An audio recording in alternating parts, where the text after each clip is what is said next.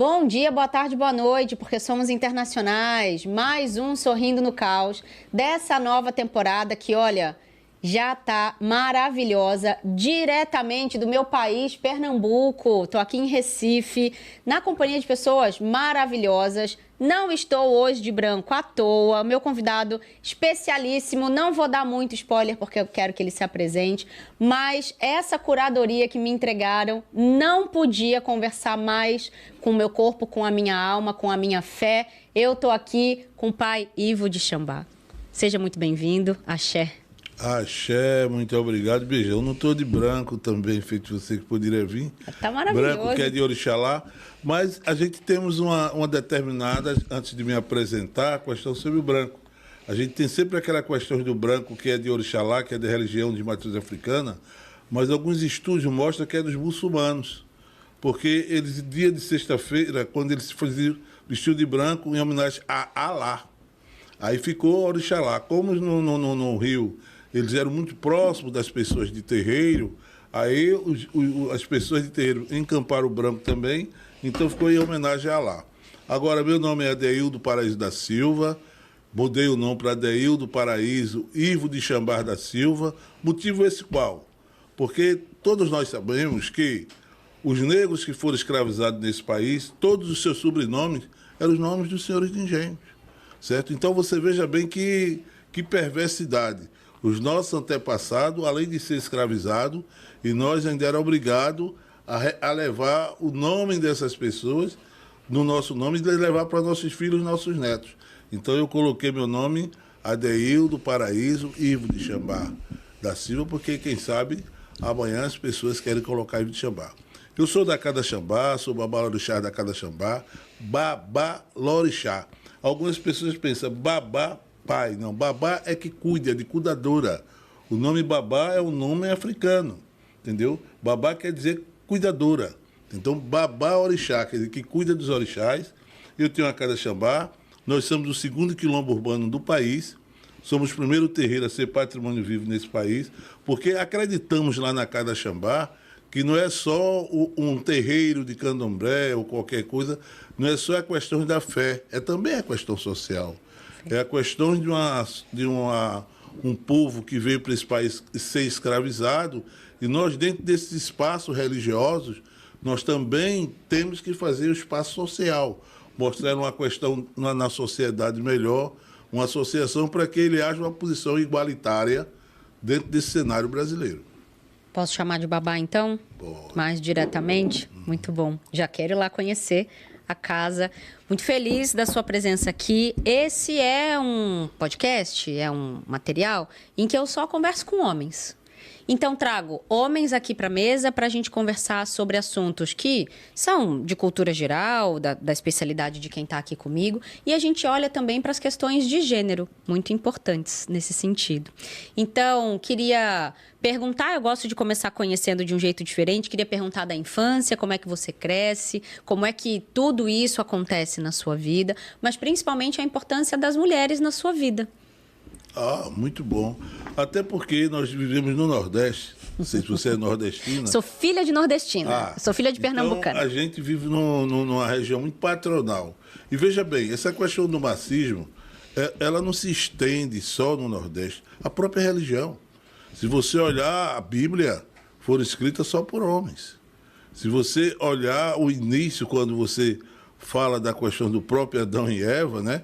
Que diz que teve uma mulher antes de Eva que foi Lilith, porque ele ser igual a Adão, ela saiu de cena para entrar Eva, que foi feito da costela do homem e tal. Uma questão totalmente... A minha religião de matriz africana, ela também tem dotes machistas.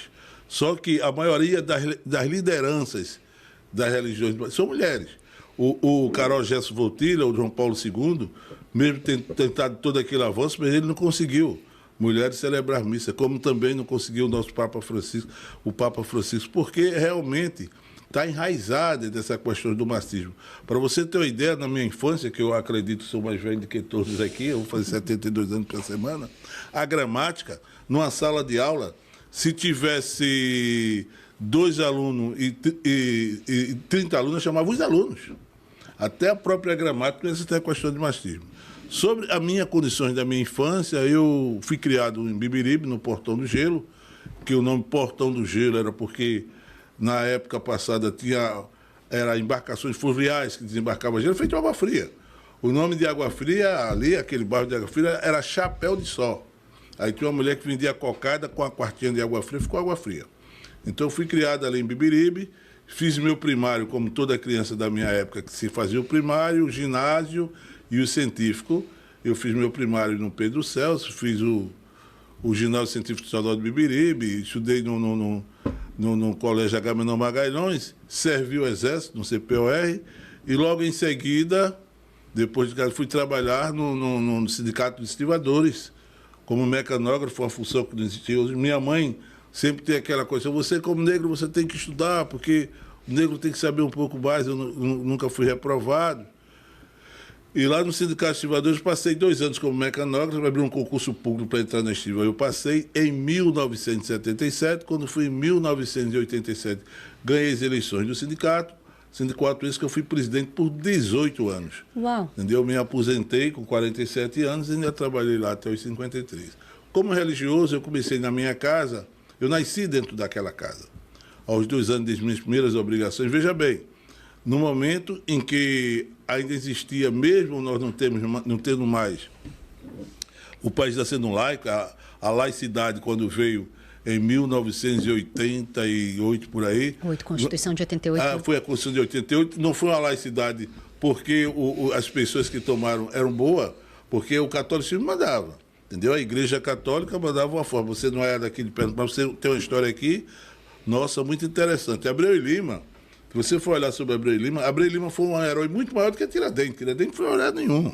Então, Abreu e Lima, ele brigou pela libertação das Américas com Bolívar. É por isso que tem o retrato dele e de Bolívar. O resultado, quando ele volta para Pernambuco, que é a questão da intolerância dele, não pela religião matriz, mas pelos evangélicos, ele teve uma briga com Dom Cardoso Ares. E aí ele foi excomungado, certo? Quando ele estava próximo para morrer, aí o bispo mandou perguntar se ele se arrependia, ele disse que não se arrependia. Então ele foi proibido de ser enterrado em todos os cemitérios daqui de Recife. Abreu e Lima foi enterrado no cemitério dos ingleses, para você ver o poder que a igreja tinha nesse sentido. Então, eu mesmo pequeno lá em casa, a gente começava pequeno, você veja, os terreiros de candomblé tinha que tirar uma licença todo ano, os babalorixás e alorixá, ia tocar o piano lá, para poder fazer as suas festas, as suas religiosidades. Eu fiz o santo com 10 anos, né? Esse ano está completando 62 anos que eu fiz o santo. Assumi a casa em 1993, com o falecimento de minha mãe, e dei uma mudança. Sua mãe era a liderança da casa? Minha mãe é a liderança. Minha mãe era Ialorixá da casa, entendeu? Sou filho carnal, sou mais jovem. E aí nós demos uma mudança. A primeira delas foi, eu chamei 3 filhos de santo da casa, que eram historiadores, Hildo Leal, Antônio Albino e João, todos 3, para fazer um memorial sobre a minha mãe. Por quê? Porque você, obviamente, você tem que deixar de inventar a roda. Você é obrigado a respeitar a minha religião, não de crer. A partir do momento que eu fiz um memorial contando a história de mulheres negras que lutaram, que trouxeram a liderança, eu atraí antropólogos, sociólogos, historiadores, e a partir do momento que essas pessoas vinham para ver esse memorial, contando as histórias dessas mulheres, ou como recheio, eu mostrava a questão da nossa religiosidade. Por isso que o Xambá chegou no patamar que foi. Porque é uma coisa que a gente vê muito em termos da cultura, em termos da coisa, porque se o negro sair da senzala e não for para a escola, ele continua escravo. E essa miserabilidade que fala em cima do negro é muito forte. Você vê a criança negra vai para a escola, vai ver o Chapeuzinho Vermelho, a Branca de Neve, a Gata Borralheira, a Bela Adormecida. Quando ele vê o negro, é o Saci Pererê, que tem uma perna só. Ele já cresce com vergonha da sua cor, da sua raça, do seu cabelo. Você não vê ninguém dizer boi da cara branca, é boi da cara preta. Entendeu? Então, tudo isso, as pessoas que não são negras não sabem como isso machuca. Entendeu? É aquela questão, para a minhoca é mais relaxante furar o chão duro do que ser uma pescaria. Entendeu? Quem sabe somos nós como negros. Eu tive no Museu Maçangana com o Antônio Campos, aí aquela fala da miserabilidade, né? Não, porque o Oceano Atlântico foi o cemitério desse povo, que vieram para cá como escravos para fazer o trabalho desse povo, dessa terra que trouxeram a sua religião. Aí quando me deram a porta, eu digo, primeiro, os negros não trouxeram nenhuma religião da África. O que nós trouxemos da África foi uma espiritualidade sociocultural, porque 90% da cultura que você tem nesse país saiu dentro do candomblé. O samba, a capoeira, o macumelê, o jumbo, a ciranda, o coco. E outra coisa, se não fosse buscar os negros que vieram da África, não existia Minas Gerais. Porque era o negro que sabia a química, tinha o ouro dos cascalhos. E foi aquele ouro que deu a verdadeira independência do país. Não foi Dom Pedro com aquela espada, que inclusive até a Leopoldina já tinha assinado, ele simplesmente vinha da casa da amante, vinha de desinteria e parou. E outra coisa, aquela questão podia ser na margem do Ipiranga, qualquer coisa. São Paulo cobrava alguma coisa dele da história, por isso que fizeram aquilo ali, entendeu? Outra coisa, foram buscar os negros, não era porque os índios eram preguiçosos, era porque os negros já entendiam da agricultura lá da África. Para você ter uma ideia, a plantação de café, a plantação de açúcar e de algodão em Pernambuco, a plantação de café em São Paulo, quer dizer, tudo isso. E quando você parte para os livros de história, para Antônio Borges Hermida, para Armando Sotomayor, você vai escutar lá dizer: o quilombo de Palmares foi destruído pelo grande bandeirante Domingos Jorge Velho. O cara é um jagunço. O cara falava mistura tupi-guarani com português para destruir o quilombo de Palmares. Pediu 300 contos para ele, 200 para as tropas, perdão de todos os crimes, e ainda foi dado a ele a cidade de Paulista que tem aí. Por isso, quando você passa em Paulista, não tem cidade de Paulista, tem do Paulista, porque foi dado a Domingos Jorge Velho, entendeu? Embora o Bernardo Vieira de Mello fosse o verdadeiro arquiteto, porque ele era simplesmente um jagunço. Então, toda essa maneira como contar a história do negro nesse país, ela nos leva, nos reporta a uma situação totalmente de dificuldade, em termos de religiosidade. Eu costumo dizer que a religião mais acolhedora que tem é o candomblé. Porque o erecentrismo, as religiões que vieram da Europa, elas eram o que se chamava antropofagismo, né? Quer dizer, uma religião comendo a outra. Você veja, Jesus era judeu, os judeus mataram. Depois que Constantino, pela uma visão, não era um ateu, não pela uma visão de querer ser cristão, mas pela visão política, porque ele viu os cristãos comidos pelos leões, mortos na fogueira e rindo, e, pô, não existe a melhor maneira de fazer política do que pela religião. Então, ele adere à religião em 325, entendeu? Chama um bocado de bispo, modela e faz que a religião, daí para frente, vai nos disciplinar, vai disciplinar como eu vivo, a minha sexualidade, a minha maneira de viver, porque eu mesmo me casei com 21 anos, me separei e fui viver com uma mulher que depois, que eu vi hoje há poucos anos, principalmente 49 anos. Aí quer dizer, eu pela uma religião, eu sou uma pessoa que talvez até vá para o inferno, entendeu? E por quê? A religião, ela disciplina até a sua vida como você vê conjugalmente. E foi isso que fizeram. Enquanto nós, quando viemos da África para cá, houve uma convivência. Porque você, quando fala sobre África, as pessoas pensam que a África é um país. A África é um continente com 53 países, 3 vezes maior do que a Europa. Porque Xangô veio de Oió, Odé veio de Queto, quer dizer, lugares totalmente diferentes e em épocas que você não tinha o poder de comunicação que tem hoje. E quando eles vieram para cá, mesmo falando até em idiomas diferentes, eles tiveram que se entenderem para poderem viverem. É a única religião que tem a outra como culto, não como só consideração. Porque eu posso ser católico e ver o budista e dizer, por mais democrático que eu seja, eu vejo o budismo como dizer o seguinte: bem, o budismo, eu respeito Siddhartha, que foi, depois teve o nome de Buda, quer dizer, o iluminado, mas a minha religião é católica. Da África, não. Eu sou filho de Oxum, mas acredito em Iemanjá, acredito em Xangô, acredito em Orixalá. Quer dizer, você vê um PG, aquilo é um continente. Entendeu? Aquilo é um continente, aquilo que foi feito ali tudo aí. Quer dizer, toda essa posição africana é de uma formalidade grande, que hoje em dia não há uma facilidade de você esconder a cultura africana. Uma vez, numa palestra quase feita nossa, as pessoas me perguntavam o seguinte: o que eu achava do racismo reverso, que agora está uma fala muito... Entendeu? Racismo reverso, quer dizer, o negro, eu digo, rapaz... eu acredito em racismo reverso. Sabe como eu acredito assim? Se tiver um cientista, daquele cientista bem supimpa, que faça uma máquina do tempo, que nos volta 3 mil anos atrás, e a gente convence os reis africanos a não inventar a matemática, a geografia, a medicina, entendeu?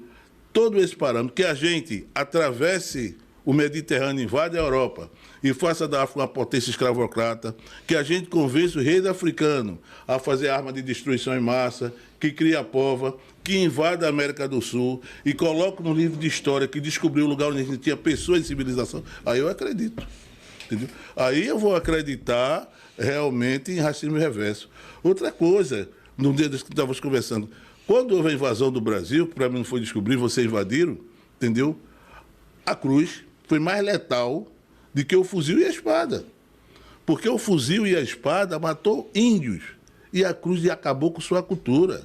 Entendeu? Acabando com toda a cultura do indígena, que hoje você tem alguns índios, mas uma cultura foi exterminada. E ainda com um discurso de romantização, quando você diz a Índia Potira, filha do cacique Tibiriçá, casou-se com Caramuru, depois de batizada, recebeu o nome de Maria da Glória. Quer dizer, você tira o nome de uma família, você tira uma cultura de um povo, entendeu? E você romantiza. Uma vez uma determinada me perguntou para mim, o senhor não se aborrece quando chama o senhor de feiticeiro, não? Eu digo, não. Não me aborreço de jeito nenhum. Porque se não fosse feiticeiro, você não tinha acabado com a Covid-19. Por quê? Porque o cientista é um feiticeiro, ele faz feitiço. Agora, simplesmente ele é um homem branco, ele tem um aval da Igreja Católica, não é um homem pagão, então ele está abençoado. Só que ele vai beber na fonte lá daquele pajé, para levar a medicação, vai beber na fonte daquele africano, entendeu? São coisas que a gente temos que admitirmos, entendeu? Numa situação de hoje, eu participei na Jornal do Comércio, sexta-feira passada, parece que fez 8 dias, um debate, estava o padre, o pastor, e estavam da igreja anglicana, entendeu? Eu estava lá em dificuldade, porque só tinha eu de uma religião, de uma crença diferente fora a Bíblia, entendeu? Uhum. E estava lá. E algumas perguntas que foram dirigidas, primeiramente, quando ele disse que na África, 40 e poucos por cento da população hoje é católica, outra parte é evangélica. Na pentecostal, principalmente. E uma pequena parte é que deu de correto. Mas vocês ganharam isso militarmente. Vocês ganharam militarmente. Santa Inquisição botando. Porque a arquitetura foi perversa. Primeiro o Papa manda invadir a África, por dizer que sou inimigo de Cristo, cara que nem conhecia Cristo.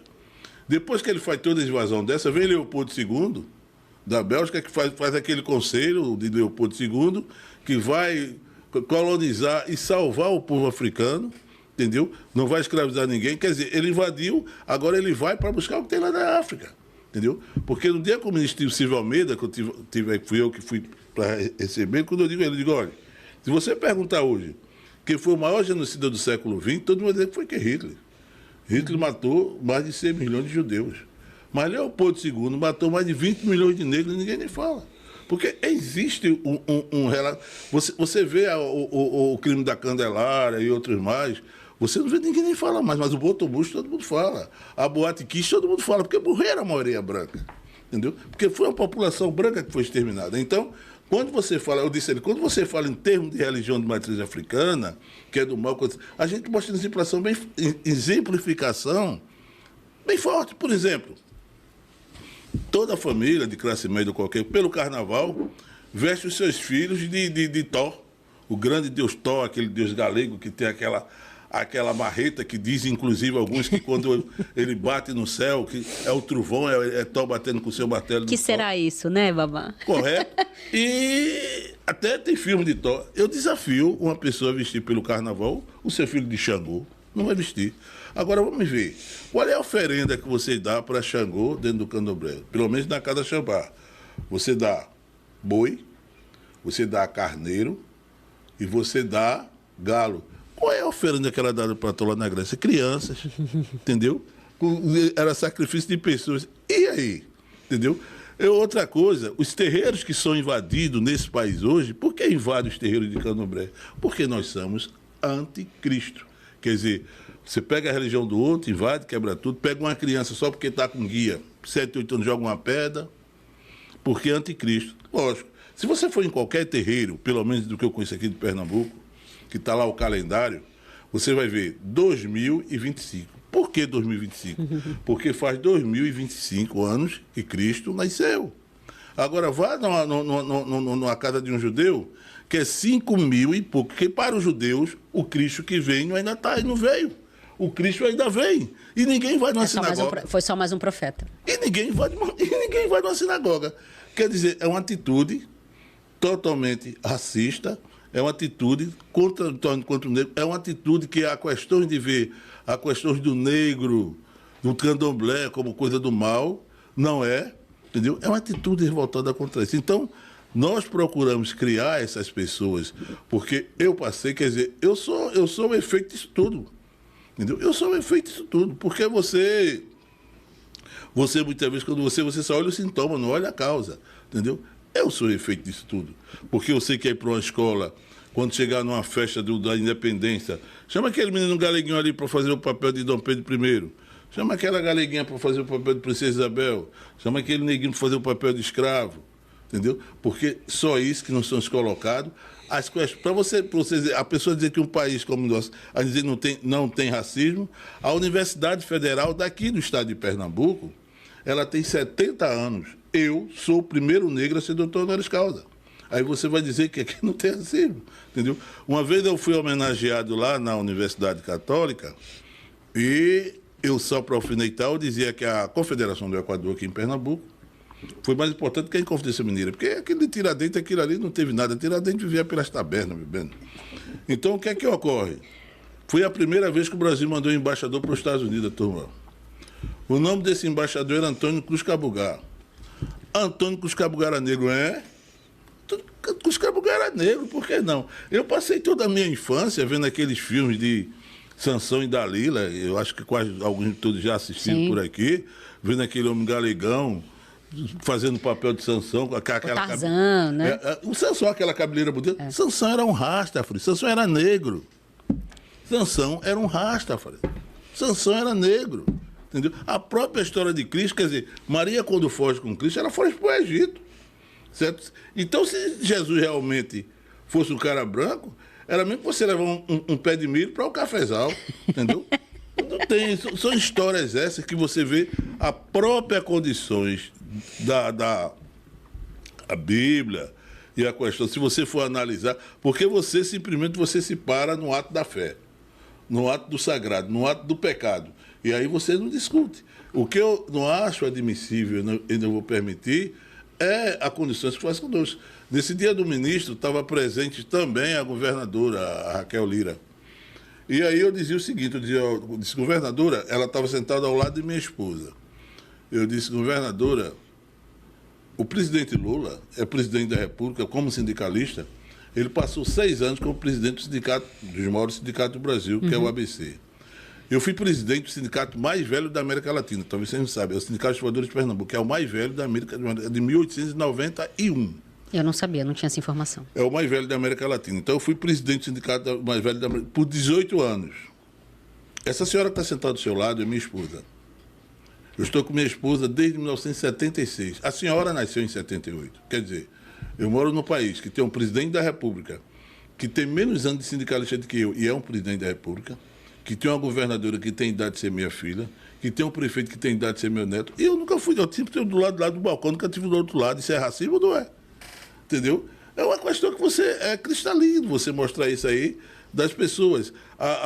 As atitudes que faz dentro dos terreiros de candomblé, as atitudes que faz de... Eu passei por tudo isso, entendeu? Esse projeto, agora mesmo estou com essa questão do intervalo bíblico, eu passei por tudo isso, entendeu? E existem determinadas posições aqui que eu não quero colocar, até por respeito,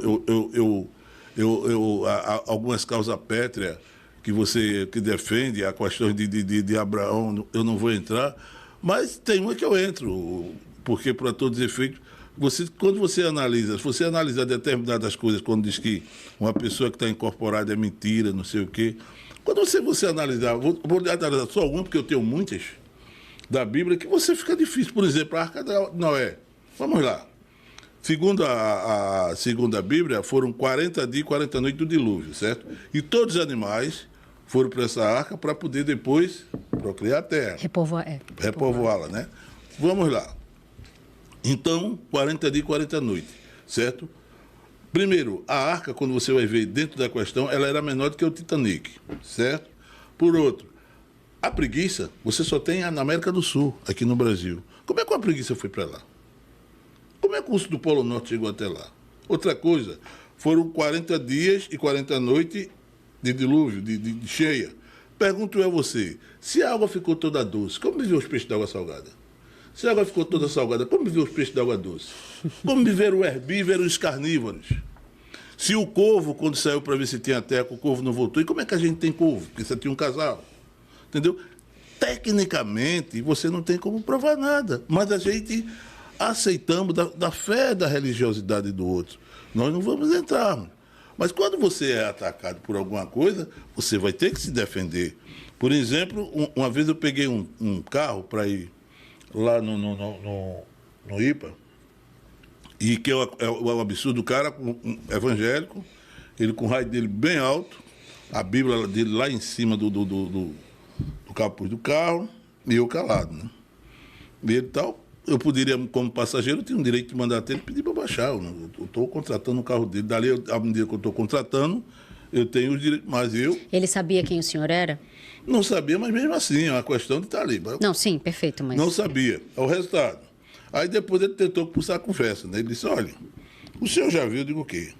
Aquele livro de Giraldo, que você deve falar, o menino maluquinho, que as escolas desaprovou, porque era uma linguagem totalmente muito cruel, perversa e uma maneira muito chula, que não defendo. Foi. Olha, se você olhar a linguagem que realmente é linguagem truculenta e forte para as pessoas ali, até que poderia ser de olhar maioridade, esse livro está na sua frente aí. A sua Bíblia aí. Lê Juízes 19. Não, eu fui simplesmente dizer o seguinte: vamos lá, me diga uma coisa. O que é que você acha de um Deus que para provar a fidelidade de quem você manda matar o seu próprio filho? Foi o que fizeram com Abraão. E Isaac debaixo do braço de Abraão e dizendo: pai, cadê o cordeiro? O que é que passou na cabeça de um pai num momento como esse? Entendeu? Eu digo, e outra coisa, ainda tem outro, porque segundo a própria Bíblia, né, Sara, por não engravidar, entregou Igá para Abraão, que era sua escrava, e Igá, quando nasceu o menino que foi Ismael, entendeu? Aí diz que Jeová depois consentiu Abraão ser pai com 110 anos de idade e Sara com 90. Bem, nasce Isaac. Quando nasce Isaac, o que é que Sara faz? Manda Abraão jogar o menino e a mulher no deserto. E Abraão joga. Só que esse menino morre, Ismael. E os descendentes dos muçulmanos são descendentes dele. Aí você veja bem, se fosse numa sociedade de hoje, tinha 2 crimes, o feminicídio e o abandono de incapaz. O que aconteceu? O que é que você acha da questão do parente de Abraão, que é Ló, quando em Sodoma e Gomorra, porque a cidade estava em prostituição, homem transando com homem. Então, Jeová manda toda a população sair da cidade para destruir com fogo. A mulher de Ló, só porque olha para trás, vira estalta de sal. Você não vê que é muito rigoroso, não? Então, uma mulher, para um instinto humano de olhar para trás, vira uma estalta de sal. Agora você veja o contraditório, né? Depois que as filhas de Ló ficam sem mulher, as filhas de Ló embriagam Ló e tem relações com Ló. Quer dizer, existem várias questões de contraditório que a gente não vamos nos aprofundar mais, até porque eu acredito que é uma questão de respeito, é uma questão de você ver que eles não têm conosco. Uma vez meu neto me perguntava: vovô, qual é a diferença da ditadura para a democracia? Eu digo, é muito simples. Na democracia você pode falar sobre a ditadura, entendeu? Então, é o tipo da coisa, é o respeito. O que a gente pedimos para... no dia que eu fiz essa palestra, eu fiz esse debate, eu digo, olha, o meu sonho era morar numa rua que tivesse vários templos, várias religiões, e um só restaurante, para que cada um, nos seus templos, dedicasse a sua fé e almoçasse todos juntos, porque a religião já tentaram nos dividir pela cor, hoje tentam nos dividir pela religião. Se você se contenta com o tambor, ótimo. Se você se contenta com o amém, ótimo. Se você se contenta com a harikari, o importante é você ter uma vida social igual, você respeitar o direito um do outro, você ter uma sociedade justa, que a religião pode ter esse papel muito bem. Qualquer templo religioso, eu acho que é a oficina do diálogo. você pode ter fazer uma sociedade mais dinâmica, mais justa, uma sociedade mais... Como você vê hoje. Eu moro lá em Olinda. Das eleições passadas, independente de direita ou de esquerda, o que é que ocorre? Lá em Águas Compridas, aquela área de Bibiribe ali, você, quando precisar de uma UPA, você vai para um lugar distante, que você vai ou para a Nova Descoberta ou para o Butrins, que é onde tem UPA. O cara que é candidato, o Vinícius, disse: se eu for eleito, a gente vai colocar aqui um Copaz.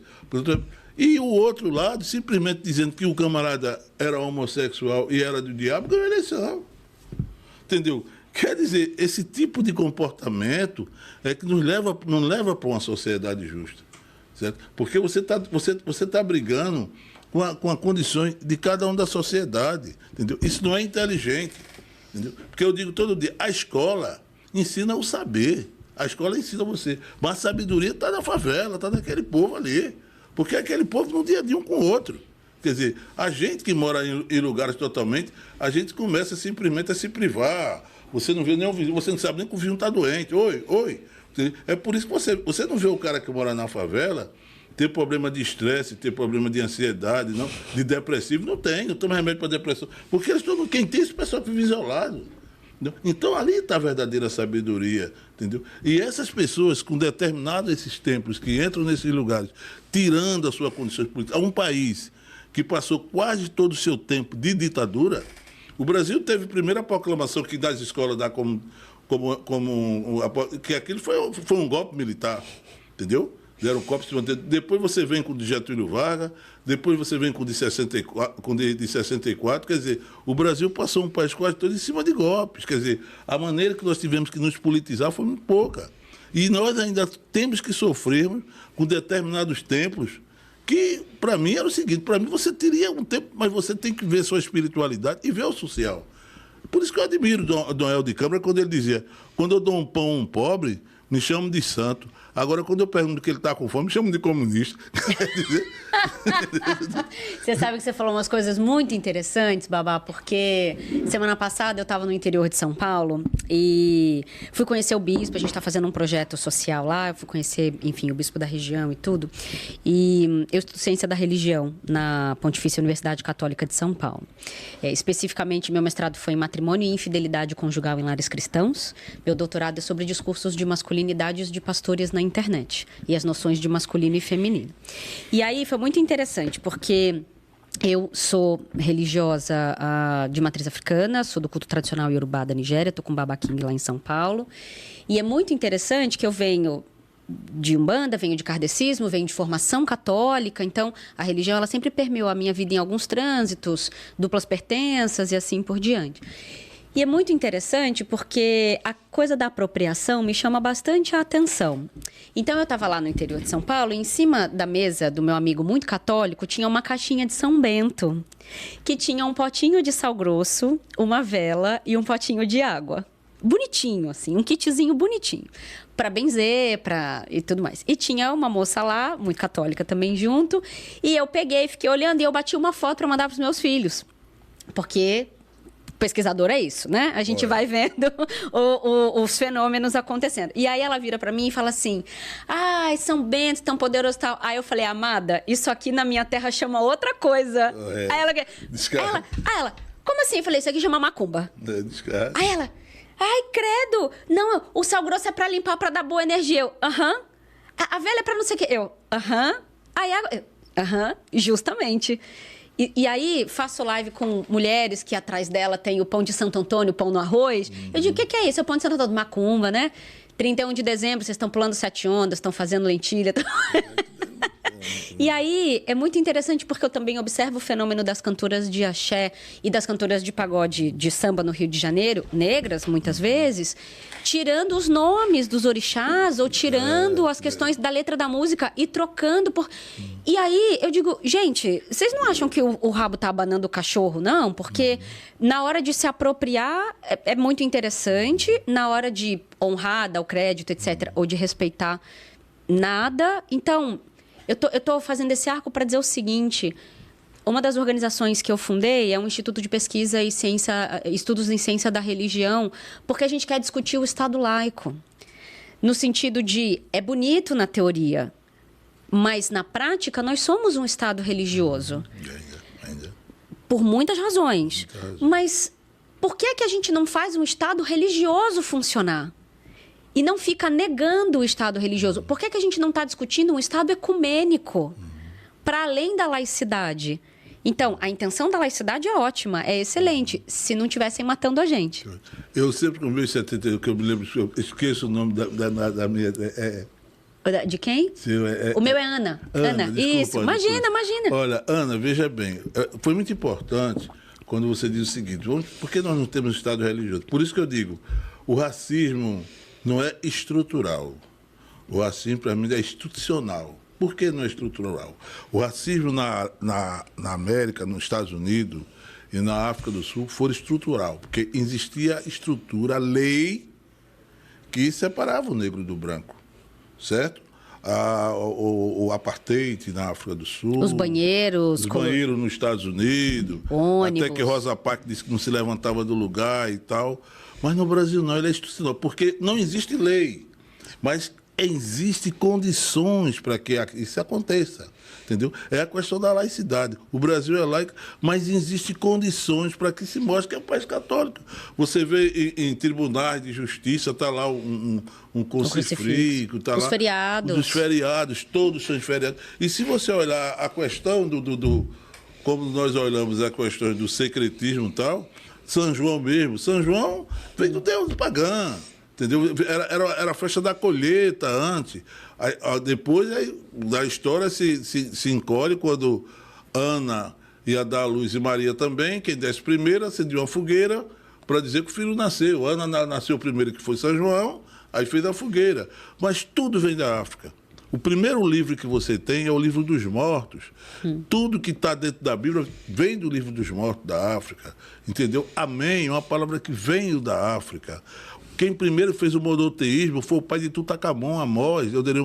Quer dizer, toda a religião, tudo que você tem, veio da África. Veio aquela coisa do Papa, aquilo ali é dos faraós egípcios. Entendeu? Então, o eurocentrismo, além de nos tomar, além de nos escravizando tomar, eles se apropriaram do que é nosso. Você veja bem o seguinte, o samba, feito aquele samba do Bumbum Bate Bumbum, quando ele diz, linda escola de samba, rica alegoria, excluindo gente bamba, que covardia. Quer dizer, eles se apropriam, e antes disso, o samba era coisa de marginal. Depois que o samba mostrou que era um dos grandes caminhos do país, um dos grandes folclores do país, eles se apropriaram. Para você ter uma ideia, o estado mais branco do Brasil é Rio Grande do Sul. Hoje em dia tem mais terreiro de candomblé do que na Bahia. Entendeu? Existe o poder da apropriação. Então, ele se apropria e tirando aquilo que é nosso. Hoje em dia já existe maracatu gospel, capoeira gospel. A gente está vivendo para ver isso, né, Babá? E a maioria evangélica é negra. É muito interessante. Mas isso daí é simplesmente uma questão política. Veja bem, quando vem a Constituição, lá de 1898, por aí, o que é que ocorre? Começa algumas leis, para ter. Primeiro veio a lei da vadiagem, certo? Que você era preso pela questão da vadiagem. Depois ele cria a lei, o exercício ilegal da medicina, que tem até hoje. Por que ele tira o exercício? Ele coloca, quando é fechado os terreiros em Pernambuco, certo? Por que é o exercício legal da medicina? Porque a maioria dos negros era um barbeiro. E o barbeiro, naquela época, é quem fazia a exceção de cortar o cabelo, de extrair o dente, de fazer pequenas cirurgias. Então, o exercício legal da medicina foi para pegar os negros que fizeram isso, certo? Aí fizeram. Depois, a Constituição, ela não diz que o negro não vota, mas diz que é proibido votar analfabeto, mulheres, padre. Só que a de 1850 já dizia que os negros não podiam votar. Então, hoje estava o analfabeto. Então, todas as favelas tinham muitos terreiros de candomblé, porque era quem cuidava da negrada. fazendo mingau. Era a organização coisa. social, a tecnologia social. Tudo era quem criava da negrada. Aqui tem um dos últimos coronel, que era Chiqueiraque, que eram os coronéis que mandavam, que é uma coisa gozada. Diz que ele botava o retrato do candidato no envelope e dava o matuto para votar. Aí quando o cara votou, disse, coronel, eu votei, agora eu não sei que eu tenho votado. Disse, o voto é secreto. Então, o que é que ocorre? Engenhoso. Quando vem a Constituição de 1988, que dá direito ao voto aos analfabetos, aí as igrejas evangélicas povoam todos os morros, todas as favelas, tudo, e ainda faz um papel. Ela faz a chamada a batalha espiritual. O que é a batalha espiritual? A fome, o desemprego, entendeu? A dificuldade de vida, isso é o diabo. E quem é o diabo? É o candomblé. Ela, além de invadir, ela tira aquele que vivia fazendo tudo, que era quem fazia pelo que era o povo de terreiro, entendeu? Que até as músicas, tem uma música da época que hoje em dia se cantou, o cara vai até por isso que ele dizia, era um cantor pernambucano, que ele fazia, a música dele tem várias estrofes, mas uma que é interessante, ele faz, filho do rico quando nasce é barrigudo, todo mundo grita logo, que era outro parrudo. Filho do pobre mesmo sendo bem tratado, se tá magro, tá doente, se tá gordo, tá inchado. Aí ele está dizendo o nome de filho do rico, ele diz os nomes, né, os brinquedos.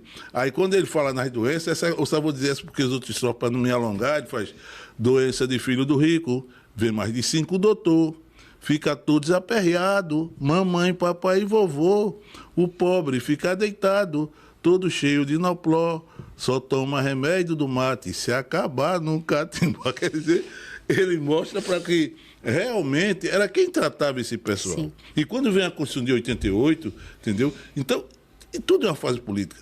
E essa coisa está se estendendo cada vez mais. Vai chegar um momento que você, para aprovar qualquer coisa no Congresso, vai ter que perguntar aos pastores. Certo? E além do mal, é o seguinte, e o nosso povo de terreiro, que eu digo nosso povo ele não entenderam que nós vivemos numa república. E na república, quem manda, quem faz as leis é o legislativo. O executivo, que é o presidente da república, cumpre e o judiciário faz cumprir a lei. Agora Trump está botou para quebrar agora em cima de Alexandre de Moraes e tal. Então, o que é que ocorre? Em lugar nenhum do mundo, você vai ver as pessoas que cometem o crime fazer coisa a favor de mim, entendeu? Os opressores não fazem nada contra os oprimidos, quer dizer, quem faz a lei é as pessoas que estão ali, eu espero que contra mim. E as pessoas nossas não entendem, e ainda votam em evangélico, pessoas que é contra. Uma vez nós saímos com uma candidatura que eu não queria agora para vereador de Olinda, mas por que o senhor não ganhou? Eu digo, olha, é aquela questão muito simples. Diz que a barata, com raiva da formiga, votou no inseticida. Aí morreu a barata, a formiga, o inseticida, até o grilo não tinha nada a ver com isso, entendeu? Então, o grande problema nosso, do povo de terreiro, ou do povo negro também, que estão muito próximos do outro, é primeiramente se politizar. Votar em pessoas que defendam seus interesses. Isso. Se você olhar direitinho, os homossexuais avançaram mais do que a gente. Porque tiveram aquele que se eu sou homossexual, hoje em dia você tem essa qualquer, que é uma senhora deputada, entendeu? Érica Hilton. Érica Hilton é uma senhora deputada e nós não temos ninguém para nos defender, nem como negro, nem como pessoas de terreiro. Que as pessoas ainda não se politizaram sobre isso. Então Pois esse é o grande problema. Pois é, e tem uma coisa importante, quando você fala de política, acho que tem uma coisa importante para marcar aqui, que essa conversa ela é sobre religião e ela também não é. Então, eu acabei virando biblista nas minhas pesquisas e é muito interessante porque, sendo ativista também de gênero, as pessoas esperam que eu fale mal da Bíblia. Elas esperam isso, elas já têm ali a expectativa, então elas se armam já para brigar comigo. E aí, eu ouvi isso uma vez, me marcou muito, de uma mulher batista, lá em São Paulo, que eu fiz uma palestra de diversidade, etc. E falei, e no final ela me chamou e falou, eu fiquei 1h30 esperando você falar mal da Bíblia. E você falou bem. Eu digo, claro, porque o problema não é o texto bíblico, é o que a gente faz com ele.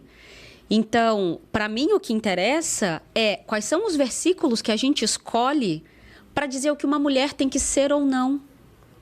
Então, quando a gente edita isso e junta e repete, isso me interessa. Mas eu não posso dizer que todo evangélico é isso, que todo... Porque uma vez, inclusive eu dando uma aula, quiseram falar mal sobre pessoas trans. era uma aula para conselheiros de empresas, homens, brancos, héteros, mais velhos.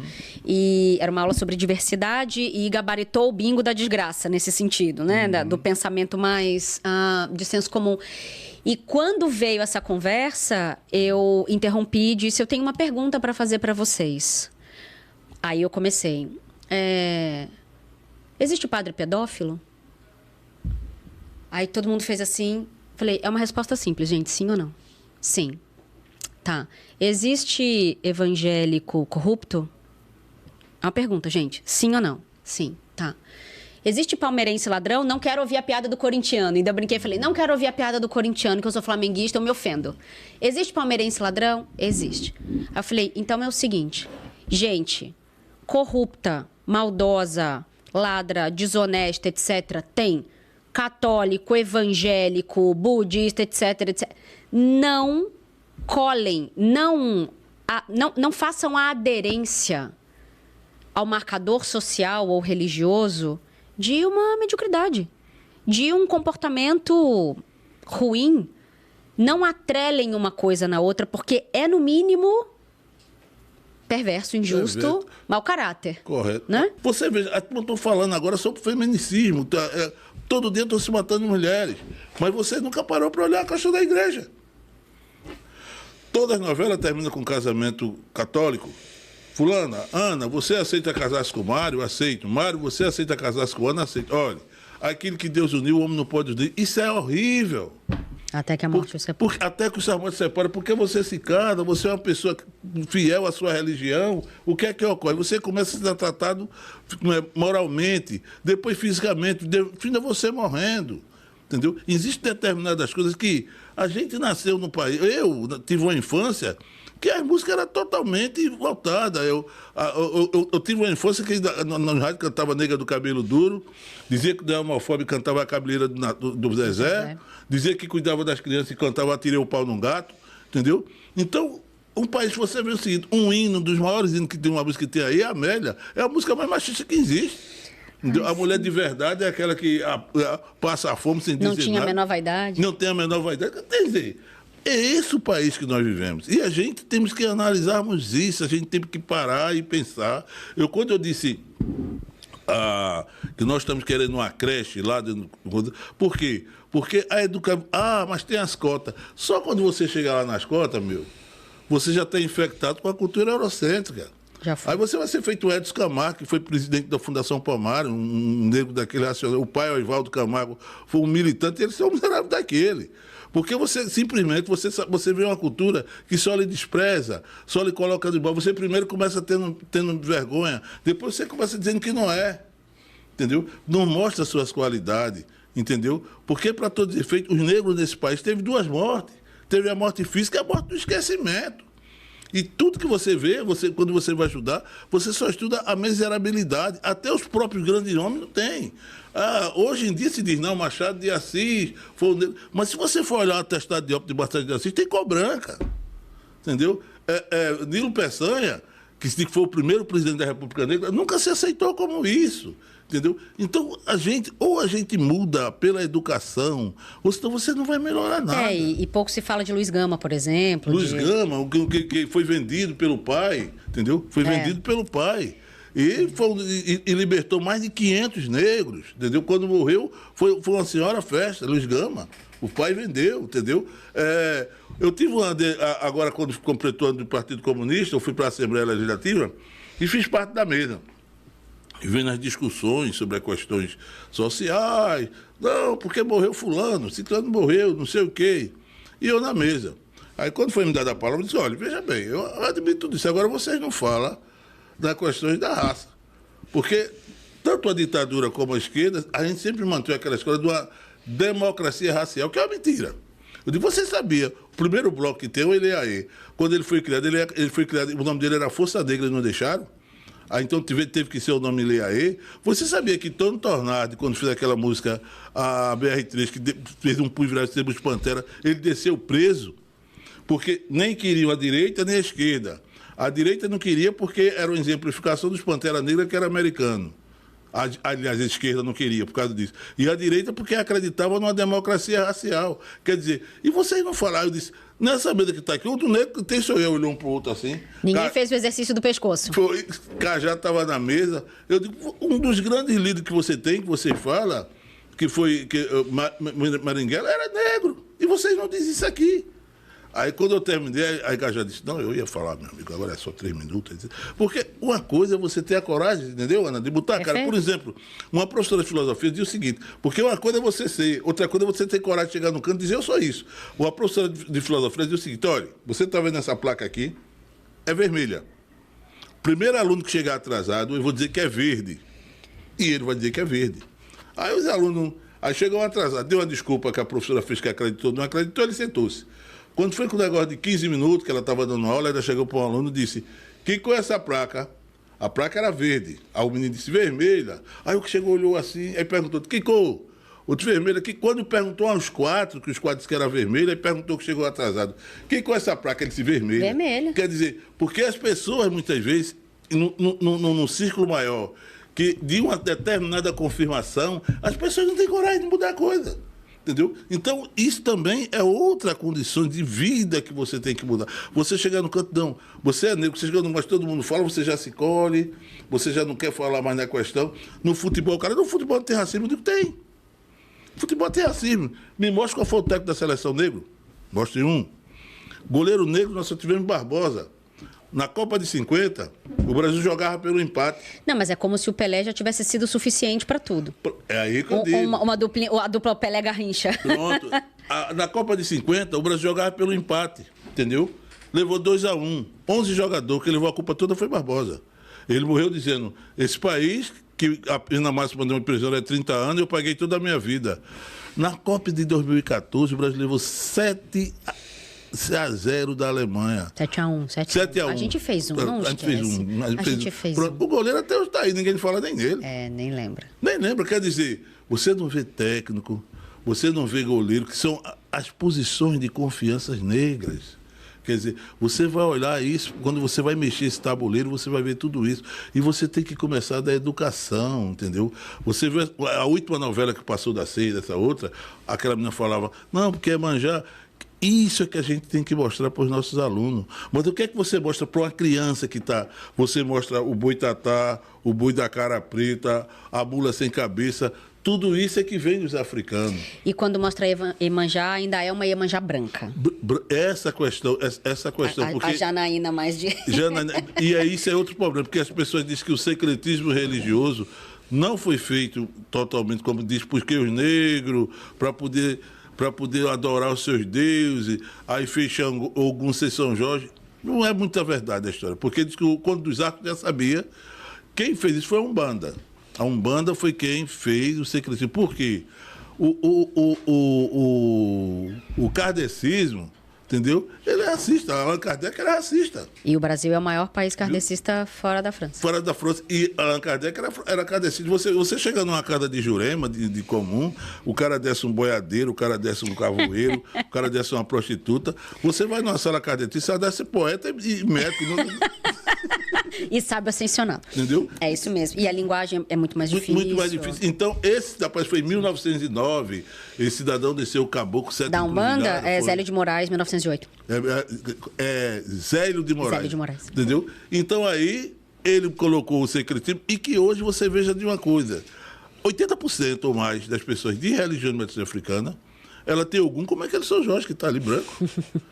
Tem Oxum como Nossa Senhora do Carmo, quer dizer, não se assume. E uma das coisas também que tem da religião matriz, nós somos o maior garoto propaganda da Igreja Católica. As pessoas só vão à festa do Bonfim porque é de Oxalá. É. As pessoas só vão à festa de Nossa Senhora do Carmo aqui porque é de Oxum. Deixa eu aproveitar isso para te fazer uma observação que eu quero te ouvir sobre um assunto que é, para a gente começar a terminar, que eu já não sei nem mais quanto tempo a gente está aqui. O tempo passa diferente para a gente, né, Babá? Eu acho muito interessante. Diante do desengano e do desamparo, principalmente na saúde, pessoas católicas, evangélicas, muçulmanas, Seishinoye, budistas, todas elas praticamente acabam no terreiro. diante do desengano e do desamparo, principalmente na saúde. É como se, quando a vida delas parece não encontrar nenhuma resposta, parece não encontrar nenhuma solução, elas chegam até nós, pedindo esse socorro, pedindo esse salvamento. Elas até consideram mexer com essas coisas, que é o que a gente ouve a vida inteira. Ai, você que entende dessas coisas. Fala, que coisa, gente? De que coisa que você está falando, né? Quero saber se no seu terreiro é assim, se você recebe. E eu nunca vi um terreiro dizer, não, você não é umbandista, ou você não é do candomblé, ou você não é do culto tradicional, dessa porta você não passa, a gente não vai te acolher. Os nossos orixás não vão cuidar de você. Como é que é isso lá no seu terreiro? Olha, veja bem, porque os orixás... Mais um pouquinho de água para nós. Não é só a flora e a fauna. Os orixás é o cuidamento das pessoas. O Baluaê cuida da doença, da peste, Emanjá, Oxum. Então, todos esses orixás, ele tem, como é que se diz? Ele tem esse cuidado. Só que a igreja, você veja, a igreja em si, ela cuida de uma questão de uma visão totalmente em outro planeta, em outro plano. Por exemplo, existe um filósofo francês que ele diz o seguinte, ele diz, o homem é o único animal que sabe que vai morrer, por isso que tem religião. Mas eu vivo a posição do Gonzaguinha, quando disse, ninguém quer a morte, só saúde e sorte, entendeu? Então as pessoas visitam os terreiros de candomblé, quando precisa da questão da saúde, pela questão do dinamismo, pela questão da energia. Você vê no terreiro a questão da energia, pelo acolhimento, pela questão alimentar. Você veja, não existe... Você no terreiro de candomblé, quando é feita todas aquelas oferendas, você, para se alimentar num terreiro, ninguém vai perguntar se você é de religião de matriz africana, você se alimenta. De toda a vênia com a religião candomblé, você, para se alimentar com a ostra, você tem que ser batizado, você tem que se confessar, você tem uma ritualidade enorme para você pegar aquela... Receber a benção. Receber aquela benção, ou aquela que é a ostra. No candomblé você se farta, você se come, você não tem nada disso. As doenças, entendeu? As ervas que são feitas, quer dizer, nós temos uma questão que é vital. E uma das coisas importantes que nós temos é o seguinte, nós não somos didáticos. Quer dizer, então a gente temos uma maneira de reciclarmos. Por exemplo, você não vai poder tirar nunca que a Arca da Aliança foi aquilo, porque está escrito. Você não vai mudar aquilo que está escrito. No candomblé, não. Por exemplo, Exu. Exu é o orixá dos caminhos. Quer dizer, hoje, Exu é o orixá das comunicações. Hoje, Exu pode ser o orixá da internet, porque é a comunicação, entendeu? Ogum é o orixá do ferro, do coisa. Hoje, Ogum é o orixá da tecnologia. Porque você, pela sua oralidade, você pode ir mudando. É o telefone sem fio. Já a religião judaica cristã, não, porque está escrito. Ali está dizendo que é cocada de coco branco, certo? Então, toda essa... Antigamente, eu dizia, puxa vida, essa oralidade, a didática... Teve um juiz no Rio de Janeiro, que, para julgar um caso, ele disse que não aceitava a religião de matriz africana, porque não tinha um livro disciplinando. Você se lembra desse caso? Religião de livro. Uhum. Mas só que a grande vantagem nossa é essa, porque a gente saiu daquele mundo para ser o mundo atual. As outras religiões, não, por ele ser totalmente didático, ele vai ter que convocar Adão e Eva para poder punir a serpente, entendeu? Então, isso tudo daí nos dá vantagem. E na área de saúde, existem coisas e mais coisas que existem. Existe uma coisa muito interessante. Aquele seriado, Tenda dos Milagres, quando foi feito, quem fez a música de Tenda dos Milagres foi Caetano Veloso. Quem escreveu Tenda dos Milagres foi Jorge Amado. E ele era o Juobá de Xangô, da casa de mãe Aninha, que o Juobá quer dizer os olhos de Xangô. E aí, Caetano, quando foi para fazer a música, ele foi conversar com ele, para saber dele, né? Porque ele era de Xangô lá, ele disse, não, eu sou comunista, eu sou ateu, eu não tenho religião nenhuma. Mãe Aninha me deu aquele título, porque naquela época que os terreiros eram muito perseguidos, um homem intelectual para poder servir como defesa, entendeu? Eu não tenho religião. Agora, se você me perguntar, O lugar onde eu vi mais milagre, eu vou dizer, eu sei que foi no Candomblé. Por isso que a música vai ser: quem é ateu que viu milagre como eu. Quer dizer, para você ver, mesmo as pessoas que são ateus, elas se aproximam mais das religiões de matriz africana pela sua naturalidade, pelas suas condições normais das coisas acontecerem, pelas curas que muitas vezes a gente não colocamos no dia a dia. É não negar o corpo, não negar o desejo. Não negar nada, entendeu? E isso daí é a resposta que a gente tem na questão de saúde, na questão... Eu sempre me coloco nessa posição. Não, fulano foi ser evangélico, deixou de beber. Eu era uma pessoa que bebia, e muito, entendeu? Bebia muito, tomava muito uísque, gostava muito de uísque. Em 2015, por Natal, outro mesmo litro, minha pressão, que eu sempre fui lá para cima. E eu procurei convencer a mim mesmo a não beber. Esse ano vai completar 10 anos que eu deixei de beber. Porque você, a mente sua, você fala para mim, peraí, beber é bom por quê? Porque eu fico mais desinibido, porque eu tenho mais facilidade para brincar, eu fico mais alegre, as vantagens. As desvantagens, bem, todo cara que bebe, ele não tem uma vida financeira salutar. Porque ele está com dinheiro guardado, está bebendo, gasta, vou tirar isso aqui, depois eu boto. Entendeu? A saúde. No outro dia você bebe, amanhece com dor de cabeça, não sei o quê. Você nunca disse que foi bem. Foi bem aquela carne que eu comi. Você nunca disse que é bebida. É sempre a azeitona. É a azeitona que fez isso. Essa azeitona não me fez então, bem. Então, quando você coloca a questão, quando você coloca da balança, aí você consegue transmitir para sua mente, o que é o bom. E aí eu deixei. É a mesma coisa que você faz uma redução de estômago. Se você não tiver uma mente, você vai voltar de novo, entendeu?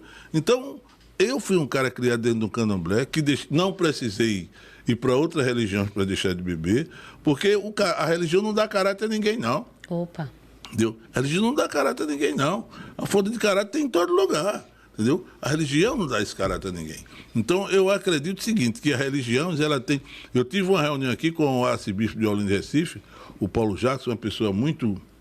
E quando eu disse a ele, vocês não têm culpa do que a igreja fez. A culpa de vocês é se não mudarem.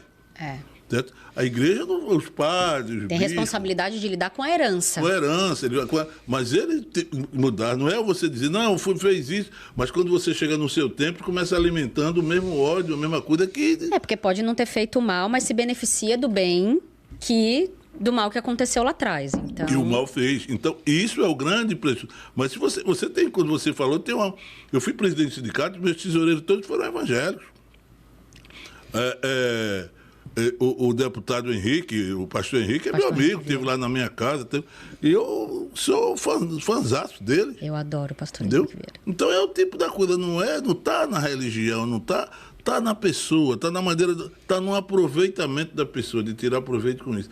E na inocência, tanto do povo de terreiro como do povo pobre, como a gente vive aí, que é uma questão que a gente lida isso do dia a dia. É uma coisa que eu discuto muito na questão da infidelidade conjugal, é que a religião não é um dispositivo garantidor da fidelidade. Correto. E uma coisa que a minha pesquisa descobriu é que as mulheres que sofreram o que eu chamei do evento crítico da infidelidade, elas não voltam muitas vezes a se relacionar, elas casam com Deus porque Deus é fiel.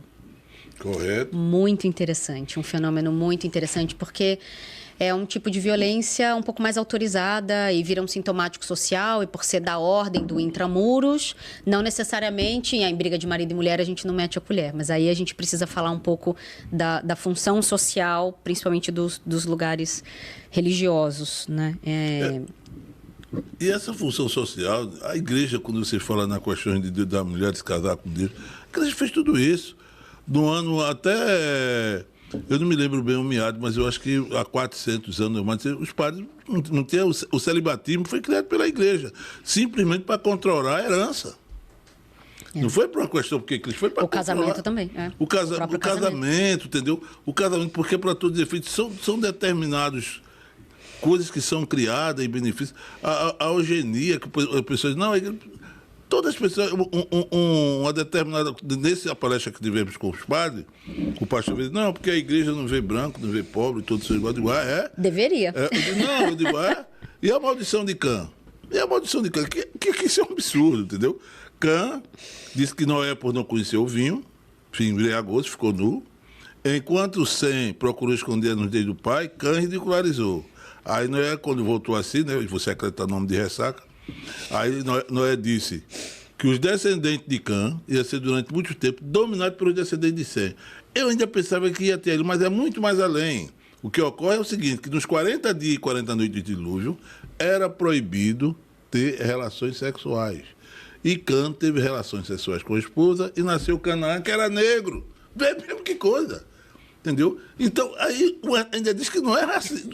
Quer dizer, o cara nasceu pelo menos do pecado. Quando se fala no Éden, alguns pensam que o Éden... Não, o Éden é aqui embaixo. Quando você vai ver geograficamente o Éden, é Etiópia. O Éden é Etiópia. E a Etiópia quer dizer homem de face negra. Entendeu? Você se reporta tudo para uma questão totalmente africana que você não sabe. Quer dizer, aí você diz que não tem racismo e Noé... Ele devia amaldiçoar a Cã, porque quem ridicula foi Cã, não foi os descendentes. Mas é muito interessante. 3 anos atrás eu fui mergulhar no Mar Vermelho. E aí eu estava com um grupo de mais ou menos umas 25, 30 pessoas, majoritariamente brancas, ricas, de direita, para usar uma nomenclatura aqui do Brasil. E eu, toda vez que eu viajo, eu gosto de visitar cemitério. O cemitério é um solo sagrado, tanto quanto um templo religioso. Exato. E aí eu estava muito animada, porque eu queria visitar cemitério. Então eu ia para Dubai, eu ia para Luxor, ia para o Cairo, né, no Egito, etc. E todo mundo começou a viagem assim, nossa, credo, visitar cemitério, nossa. E eu fui ficando quieta, muito bem. Fomos em Dubai, etc, etc. Desembarcamos no Cairo, fomos para Luxor. E estava todo mundo muito feliz de ver as pirâmides. Estávamos dentro do ônibus e todo mundo, ai, a pirâmide, que legal, que legal, que legal. E eu, bonito, eu tô vendo todo mundo feliz de ir pro cemitério. Eu tô vendo todo mundo feliz. Aí todo mundo ficou assim. Falei, pirâmide é o quê, gente? Tem gente morta dentro de uma tumba. Não é? E aí eu disse, eu também tô muito emocionada porque é a primeira vez que eu piso em África. Eu tenho muita vontade, nunca tive o privilégio de você. Sabe o que eu ouvi, Babá? África. Aí eu falei, gente, o Egito é aonde? E aí, eu puxei uma conversa... Ele não aceita o Egito como África. Não, ele... Olha que coisa maluca. A maioria é cristão. E aí, a gente começou uma conversa. Eu falei, não, gente, peraí. Agora eu fiquei um pouco desorientada aqui. Deixa eu entender onde vocês acham que vocês estão. Vamos ter essa conversa, por favor? E aí, na cabeça deles, por conta de Bíblia, etc., a coisa ela é tão... tirada do contexto africano, que Egito é quase como Oriente Médio, não é África, nesse senso comum percebido. Correto. Então falam bem do Egito, a coisa, né, do deserto, Cristo, etc, etc. E eu disse na época, vocês percebem que vocês estão falando de África? E aí 2 deles, 2 homens brancos, disseram para mim, Ana, gente, eu nunca me dei conta disso. Então, pois é, gente, vocês estão em solo africano, vamos abençoar esse berço com a bênção que você quiser. E vocês estão felizes, fica aí esse chá revelação que vocês estão felizes de ver cemitério. Porque 2 coisas. Primeiro, Ana, sobre a questão do Egito, a diferença do Egito. Por quê? Entre o Egito e o resto da África tem uma coisa chamada deserto de Saara, que naquela época era quase impossível você atravessar aquele deserto, que é não sei quanto do que é o Brasil. Certo? Por isso, por que a África e o Egito é desenvolvido, o resto da África se manteve naquela maneira mais primitiva? Porque existe uma coisa no meio chamada deserto de Saara. Os cemitérios, todas as religiões como solo sagrado. O primeiro cemitério do Brasil foi o cemitério da Consolação, em 1850. O daqui de Santa Maria é de 1852, por aí. Certo? Porque na época que a medicina se evoluía, já existia aquela questão do que as pessoas que morriam e ali daria determinadas condições da higiene e tal. E foi uma luta enorme, porque isso daí foi aprovado mais ou menos em 1800 e... eu não sei se foi na época de Dom Pedro I e tal. Só em 1850, uma das grandes patrocinadoras foi a amante de Dom Pedro I. Marquesa de Santos. Marquesa de Santos. Foi ela que foi uma das grandes, entendeu? Os cemitérios. E todos os cemitérios, de qualquer religião, toda religião, ela reporta para seus mortos. Então, por isso que o cemitério é o solo sagrado de qualquer... Eu aqui, uma das maiores discussões minhas como candidato foi, primeiro, a gente tem que ter um cemitério nosso para poder nós fazermos nossas oferenças. Segundo, nós temos que ter o chamado o capelão. Não é admissível que você tenha capelão na Igreja Católica, não é admissível que você tenha capelão e não tenha capelão do pessoal de matriz africana. Nossa capelania. As capelarias, quer dizer, existem determinados direitos sociais que a gente tem que ter também. Mas o Estado laico não pode bancar, não pode uma Eva. Você vê o seguinte, a estátua mesmo do Cristo Redentor, na sua construção, que foi no governo de Epitácio Pessoa, quando começou para construir aquela estátua, foi um grupo de evangélicos falar com Epitácio Pessoa, porque o Brasil não podia custear uma obra com dinheiro por já ser laico daquela época. Aí Epitácio Pessoa disse, me dê 15 dias para pensar. Aí 15 dias quando ele voltou, ele disse, olha, se você tivesse vindo aqui antes, pediu para botar uma estátua de Lutero, eu botava, mas quando veio agora, pronto. E o Cristo, embora não foi quem inaugurou, já foi Getúlio Vargas, entendeu? Mas acontece o seguinte, que essas formalidades, essas questões do cemitério, como você fala, do Egito, essa separação, era simplesmente por causa do deserto de Saara. Porque o deserto de Saara, você para atravessar aquele deserto, eu acredito, isso daí há centenas de anos atrás, é quase impossível. Então você não sabia ter. Mas existe um escritor que, o Marx, é muito fiel a ele, eu estou querendo me lembrar o nome dele, não me lembro, que ele dizia o seguinte, que a África não tinha história. Então não era considerado o mundo aquele que tem história. Ele só considerava o Egito, que é outra discussão que a gente faz de Marx. Uma vez um afilhado, mas tio Ivo, a minha esposa, que era professora universitária, era marxista. Marx era racista, cara. Não vai me provar que não era. Marx era médico e era jornalista. E Marx dizia que a Inglaterra estava certa quando invadiu a África. E machista. Entendeu? Que não considerou o trabalho doméstico não remunerado como base do capitalismo. Como base do capitalismo. Quer dizer, e as pessoas, Marx era... Porque você tem que ver o seguinte, você tem que ver a questão de... Às vezes as pessoas confundem a questão de classe com a questão de raça. Eu fui uma das primeiras pessoas que participei quando teve o MNU aqui, entendeu? E eu dizia, gente, não, porque se o Brasil for social... É coisa diferente, porque as pessoas confundem que socialismo é a coisa... Não é, gente. Porque se fosse assim, a França não era, a França não era racista, que é um país socialista. Não, e todo mundo achando Portugal lindo, querendo morar lá. Todo mundo achando lindo a França, querendo trabalhar só 4 horas por dia. E aí, quando a gente vai discutir as coisas aqui, você fala, não, aqui não pode, aqui vai quebrar o país. Você fala, gente, peraí. Você sabe que tipo de governo tem em Portugal? Você sabe do que a gente está falando na França? Então... E aí é o tipo da coisa, porque você veja o seguinte, e aqui no Brasil, o bom dessas pessoas que dizem que não tem racismo, é quando essas pessoas vão lá para a França, quando vai para Portugal. Elas são latinas. Porque lá ele é latino. Lá ele é latino. Aí ele... Aqui, aí ele está vendo que é assim. Porque toda essa história de Trump agora é que vem do passado, que existe algum eugenista de agora que diz que se os Estados Unidos, a Europa não tiver cuidado, vão perderem o país. Eles tomaram do africano, tomaram tudo, que até hoje estão tomando, porque ainda tem, entendeu? Que essa questão de fazer campanha para a África não precisa, porque 40% do ouro do mundo está na África, do petróleo está na África, só que está na mão do pessoal europeu. Entendeu? E aí ele fica dizendo, não, porque você vê a questão mesmo agora da Ucrânia, que a turma diz, rapaz, porque a Rússia ainda continua bombardeando a Ucrânia, porque a Rússia quer tomar... Por que a Rússia quer o território? A Rússia é o maior país do mundo. Depois da Rússia vem o Canadá, depois do Canadá vem a China, os Estados Unidos e o Brasil. O problema ali é outra coisa, o problema ali é que ali tem uma usina nuclear, entendeu? E o que a Rússia quer é que a Ucrânia não vai fazer parte da OTAN. Porque se a Ucrânia for fazer parte da OTAN, os Estados Unidos e a Europa vai botar um nuclear de frente para a Rússia, que a distância da Rússia para a Ucrânia é como daqui em Caruaru. O problema é outro. Entendeu? Que você, muitas vezes, a imprensa livre, mas ela é marrom nessas questões. Então a sociedade, ela precisa ter uma condição mais. Eu estou vendo se eu consigo botar... duas coisas que eu quero. Eu quero uma creche para as crianças e quero uma delegacia de intolerância religiosa. Porque você chega para dizer sua questão numa delegacia, chega lá, o delegado é evangélico, é mesmo que você está denunciando roubo ao próprio ladrão. Entendeu? Porque não vai resolver nada. Exatamente. Então você vai ter um país melhor, você vai ter uma questão de igualdade social.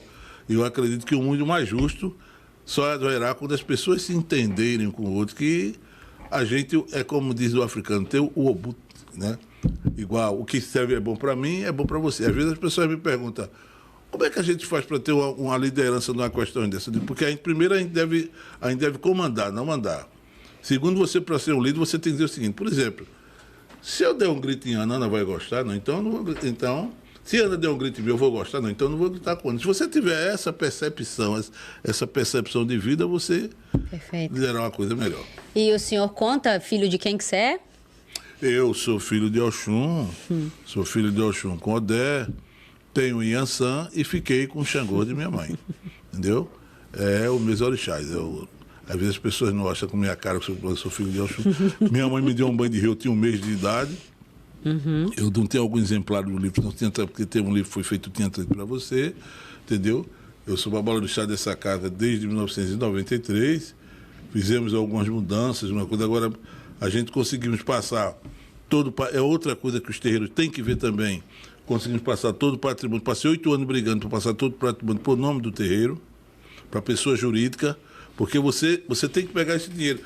Quando você vai olhar os presidentes do Brasil, todos foram de direita. Você vai tirar Getúlio Vargas, mesmo sendo daquele mais fez a Previdência Social, não sei o quê. Aí depois você tira João Goulart, que brigou pela reforma agrária. Aí Lula era de centro, mas você vai parar em Dilma. Quer dizer, toda essa política foi feita por direita. Quando Lula assume, o que é que ocorre? Aquilo que nós conversamos no início, que quem manda é o Congresso, Lula, para aprovar algumas coisas, teve que dar dinheiro a esse pilantra que estava aí. Tirou dinheiro, não, tirou das estatais, então dinheiro. Aí quando vê o mensalão. Quando vê o mensalão, o bicho pega.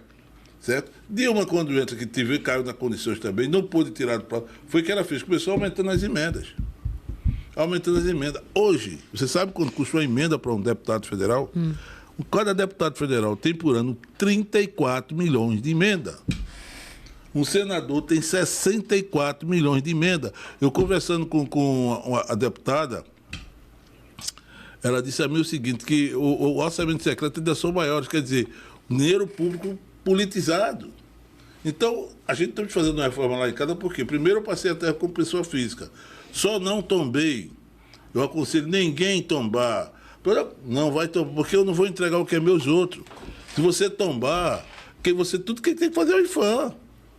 Entendeu? O Instituto de Patrimônio Histórico, para tirar não vou fazer o que é meu. Eu botei como pessoa jurídica, porque aí eu fui buscar dinheiro público, entrar em projeto e fazer dinheiro público. A maioria dos terreiros tem que fazerem isso. Por quê? Com a grande força de oposição que tem nas escolas, a tendência é a maioria, muitas vezes, você é do candomblé, mas seu filho não é. Aqui teve uma senhora mesmo que, esqueci o nome dela, Dona Betinha. Dona Betinha é uma mulher antiga, quando morreu foi que os filhos não eram, ele tirou tudo que é seu, vendeu tudo. Aqui em Pernambuco, o terreiro mais antigo que tem é o Sítio de Paiadão, tem 100 e poucos anos. Depois vem Minha Casa com 90 anos. Enquanto nós temos a igreja de São Cosme Damião lá em Igaraçu, que é a igreja mais velha do Brasil. Você vai encontrar templos de igreja aqui, a igreja lá de Bibiribe tem mais de 200 anos. Olha aí. Entendeu? Mas você não vai, não é só pela repressão que teve, é por essa questão chamada familiarização. Perfeito. Pessoa física. Entendeu? Pessoa jurídica, não. Lá em casa, se minha filha, mas não é mais de ninguém. Os candomblé têm que ter essa visão para poder se perpetuar. De mais gestão, né, Babá? De gestão. Que a gestão não é uma questão familiar. A questão familiar é minha vida. Perfeito. Como cidadão da minha família. Mas as pessoas essas pessoas pegam os seus templos e fazem como um quintal ou a continuidade da sua casa. Aí quando o líder sai, que o outro não é, acaba. Pronto, acabou. Entendeu? Tudo. Muito bem. Pra gente acabar, então, que eu já também perdi totalmente a noção da hora, quero fazer uma pergunta que é: qual é o compromisso que os terreiros podem assumir, o candomblé pode assumir, quando a gente vai falar das questões de gênero, de acolhimento e etc.? Qual é o compromisso prático que as lideranças religiosas, espirituais podem assumir quando a gente está falando das questões de gênero?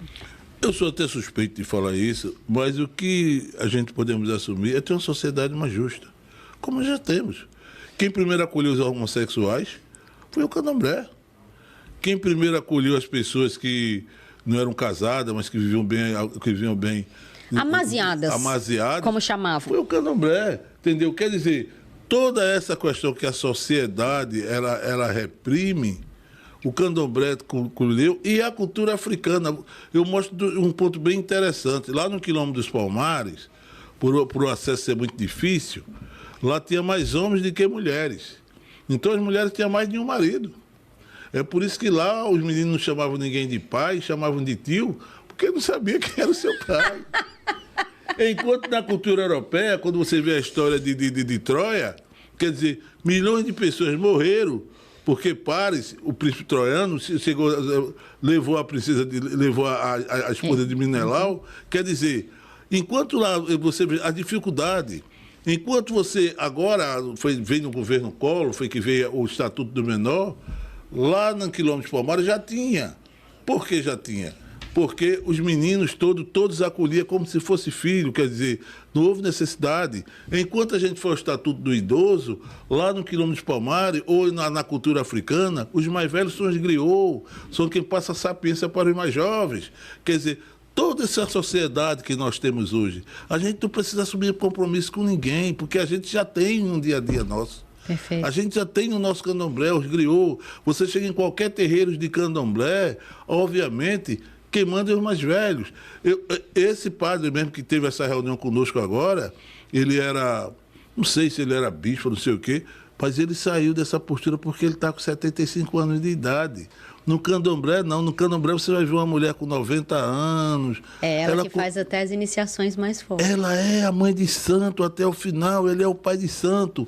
E você veja, lá o cara saiu porque está com 75 anos de idade, quer dizer... Aí eu volto à sua pergunta, Ana. Qual é o compromisso que nós podemos fazer com a sociedade? Não, o compromisso já é o que nós somos, certo? E o que nós queremos mais, gente, é agradecer e dizer a vocês o seguinte, é contar a nossa história, é contar o nosso dia a dia. E digo um provérbio urbano muito sábio. Enquanto o leão não contar a sua história, prevalece a história do caçador. Caçador. Axé. Esta humilde filha de Ansan com Oxóssi agradece a impecabilidade da sua palavra, Laroye. Laroye. Assim a gente termina. Muito obrigada. Eu não tenho mais nada para falar. Tá tudo dito. Até a próxima. Tchau.